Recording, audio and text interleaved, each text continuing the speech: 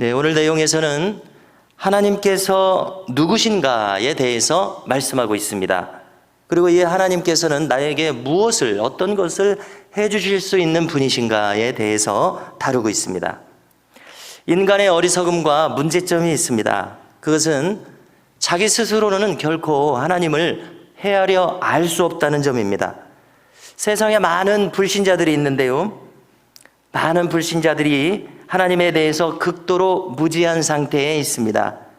만일 어떤 사람이 되었든지 간에 하나님에 대해서 올바르고 정확한 지식을 자기가 배우게 된다면은, 그래서 하나님에 대해서 정확하게 인식을 할 수 있게 된다면은 하나님을 진정 거부할 사람은 아무도 없을 것이라고 생각합니다. 만일 어떤 사람이 하나님에 대해서 정확하게 알게 되었다면 그는 하나님을 경배하지 않고는 견딜 수 없게 될 것입니다. 하나님을 제대로 알게 되었음에도 불구하고 그분께 최고의 예배와 경배를 드리지 않는 것은 불가능하다, 이렇게 생각합니다.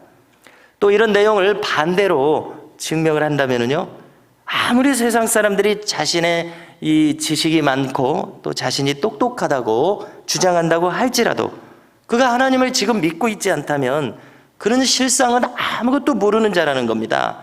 자신이 무엇인가 알고 있다고 지금 주장하고 있기 때문에 그처럼 교만한 사람은 없다고 우리는 성경에 기초해서 말할 수 있을 것입니다.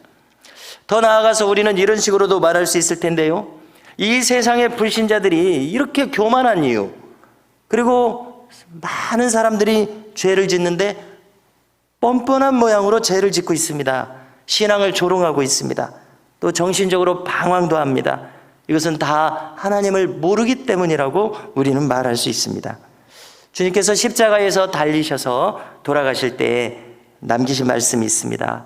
저들을 사하소서, 자기들이 하는 것을 알지 못함이니이다, 이렇게 말씀하셨지 않습니까? 스데반 집사도 죽으면서 말합니다.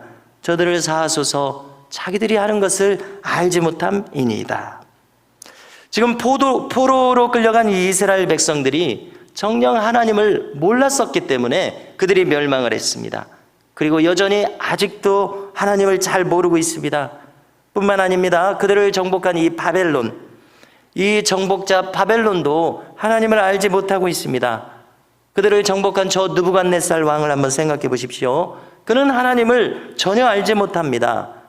자, 다니엘서 1장과 2장의 내용을 잘 알고 계시는데요, 다니엘서 3장에도 보면은 새로운 이야기가 펼쳐집니다. 어떤 이야기냐면 그는 이제 온 나라에 명령하기를 금신상을 세우고 그 금신상에다가 절을 하라고 합니다. 왜 그렇게 합니까? 자, 바벨론도 이제 어떤 시간이 지나가면은 멸망하게 돼서 다른 나라가 일어나게 될 것이고 또 다른 나라가 일어나게 될 것이고, 이 설명을 자기가 꾼 꿈을 다니엘한테 들었지 않았습니까? 그렇지만은 그 이야기를 듣고 그렇게 하나님을 높였음에도 불구하고 하나님에 대해서 근본적으로는 무지한 거로 금신상을 세워서 자기 나라가 영원하기를 바랬기 때문에 그렇게 한 것입니다. 자기들의 운명은 하루아침에 멸망할 운명입니다. 마치 자기들이 이제 아수르를 하루아침에 멸망시킨 것처럼 장차 역사가 흘러갈 때 바사왕 고레스에 의해서 하루아침에 바벨론도 멸망당합니다. 그렇게 큰 나라, 그렇게 강한 나라가 하루아침에 멸망당하는 과정이 있었습니다. 지금 이 이사야 선지자는 바벨론에 끌려간 이 유대인들을 정신 차리게 만들고자 합니다. 그래서 오늘 말씀을 주고 있습니다. 그들은 이제 포로로 끌려갔더니만 저 신격화된 느부갓네살 왕에게 압도당해 있습니다. 나라가 워낙 강성하니까요. 자신들을 멸망시킨 저 바벨론의 우상들이 너무나 위대하게 보입니다. 그들의 우상들과 신전들을 볼 때 더더욱 그렇습니다.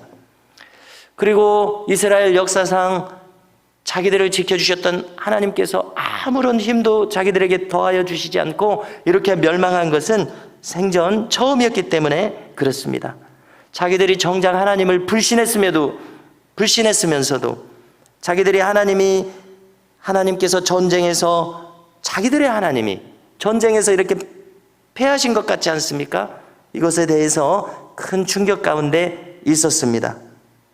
그런데 이제 이사야 선지자는 이런 백성들을 일깨우고자 합니다.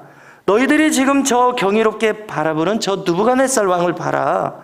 그들의 아들들을 봐라. 아무리 그들을 신격화시켜봤자 종종 고대의 왕들을 신격화시키지 않습니까? 로마의 황제들을 신격화시키고 얼마 전에는 일본의 천황을 신격화시키지 않았습니까? 거기다 절하라고 하지 않았습니까? 신이니까. 그런데 저 느부갓네살 왕과 그 아들들을 봐라. 아무리 신격화 시켜봤자 실상 저들은 왕자들의 선생님을 두지 않느냐. 왕은 참모가 필요하지 않느냐. 가이드가 필요하지 않느냐. 어찌 그들이 신과 같겠느냐. 이 말씀입니다. 오늘 말씀 13절을 보니까 그런데 봐라. 하나님의 영을 누가 가르치겠느냐. 누가 하나님의 모사, 하나님의 참모가 될 수 있겠느냐. 하나님은 저 신격화된 바벨론의 왕들처럼 그런 참모, 그런 선생이 필요 없는 분이시니라. 너희들의 하나님이 어떤 분이신지 너희들은 똑똑히 알아야 하느니라. 정신을 차려야 하느니라. 이렇게 지금 말하고 있는 겁니다. 자, 15절을 보십시오. 당장은 바벨론이 엄청나게 큰 나라 같을 것입니다. 그러나 하나님께는 모든 나라들을 합쳐봤자 뭐라고 말씀하십니까? 물통에 물 한 방울이나 될까 하노라. 이렇게 말씀합니다. 자, 저울이 있다고 치면은 저울에 아무런 영향력도 끼치지 못하는 먼지가 위에 앉을 수 있습니다. 그런 먼지 같은 나라들이니라. 아무것도 아니다. 이런 이야기입니다. 이방의 대제국, 이방의 우상들에게 압도당하지 말라. 이런 얘기입니다. 하나님은 그런 것들과 비교 대상조차 되시지 않는다는 것을 일깨우고 있습니다. 하나님은 측량이 불가능한 분이시니라. 또 21절 이하를 보십시오. 하나님에 대해서 가장 중요한 한 가지를 이야기해 줍니다. 하나님은 창조주시니라. 천하 만상을 지으신 분이시니라. 사람들이 아무리 많아도 하나님 보시기에는 저 하늘에서 내려다 보실 때에 메뚜기와 같으니라. 이렇게 얘기합니다. 아무리 대단한 저 사람들의 귀족들이라고 해봐라. 아무리 대단한 재판관들이라고 해봐라. 하나님이 입김을 한번 풀어버리시면 그들은 태풍의 낙엽이 휩쓸려 가듯이 사라져버릴 존재에 불과하느니라. 이렇게 이야기하고 있습니다. 자, 25절을 읽어드리는데요. 거룩하신 이가 이르시되 그런즉 너희가 나를 누구에게 비교하여 나를 그와 동등하게 하겠느냐. 이렇게 물으십니다. 또 26절에서 너희는 눈을 높이 들어 누가 이 모든 것을 창조하였나 보라.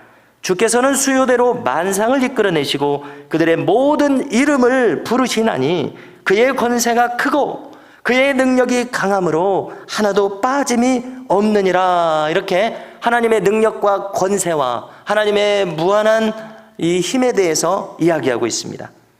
여러분, 믿음을 가지고 살아간다고 하는 우리 신자들이 얼마나 연약한지 모릅니다. 하나님께서는 인간의 모든 것을 알고 계심에도 불구하고 우리는 하나님께서 아무런 힘도 없는 것처럼 그렇게 살아가고 있습니다. 믿음이 있음에도 불구하고요. 하나님께서는 우리에 대해서 머리털까지 세신 바 되었다고 말씀합니다. 우리의 안고 일어섬을 아십니다. 그런데 이스라엘 백성들은 지금 극도의 불신앙 가운데 빠져 있습니다. 전쟁이 졌기 때문이죠. 포로로 끌려왔고 저들의 압도적인 우상숭배 문화를 보고서 신앙을 전부 다 잃어버릴 지경입니다. 그러므로 이사야 선지자는 그들을 일깨우기 위해서 오늘 이 말씀들을 하고 있습니다. 27절을 보니까 야곱아 어찌하여 내가 말하며 이스라엘아 내가 이르기를 내 길은 여호와께 숨겨졌으며 내 송사는 내 하나님에게서 벗어난다 하느냐. 왜 이렇게 말합니까? 완전히 밑바닥까지 불신앙에 빠져 있기 때문에 그렇습니다. 우리가 신자임에도 불구하고 조금만 환경이 어려워져도 거의 신앙을 잃어버릴 정도가 되어버립니다. 하나님께서 안 계신 것 같고 하나님께서 나를 외면하시는 것 같고 내가 하나님 앞에 합당하지 않으니까 나를 버리신 것 같고 이것이 바로 이 세상에 압도당하고 주어진 환경에 압도당해서 위축된 신자들이 종종 가지게 되는 심리입니다. 그러나 이사야 선지자는 오늘 그렇게 하지 말라고 합니다. 너희들이 할 바가 있으니 그것은 오직 하나님 안에 머물러 있는 것이라고 이야기합니다. 하나님의 품에 더욱 기대는 것이라고 이야기합니다. 자, 그러면 너희들은 어떻게 될 것인가?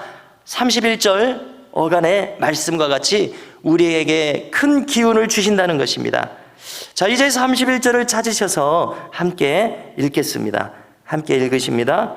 오직 여호와를 앙망하는 자는 새 힘을 얻으리니 독수리가 날개치며 올라감 같을 것이요 다른 박질하여도 곤비하지 아니하겠고 걸어가도 피곤하지 아니하리로다. 아멘. 할렐루야.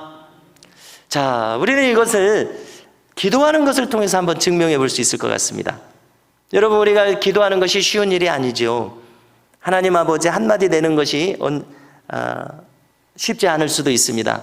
자, 그런데 우리가 다 경험하신다고 생각을 하는데요, 그렇게 힘겹게 기도를 시작했을 때, 그렇게 힘겹게 몇 마디를 기도를 아뢰기 시작했을 때 이제 한 3분, 5분이 지납니다. 우리가 이제 영혼이 깨어나서 주님과 교통하는 단계로 들어갑니다.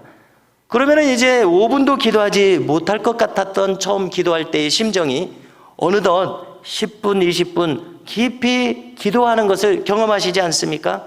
자, 이것이 무엇입니까?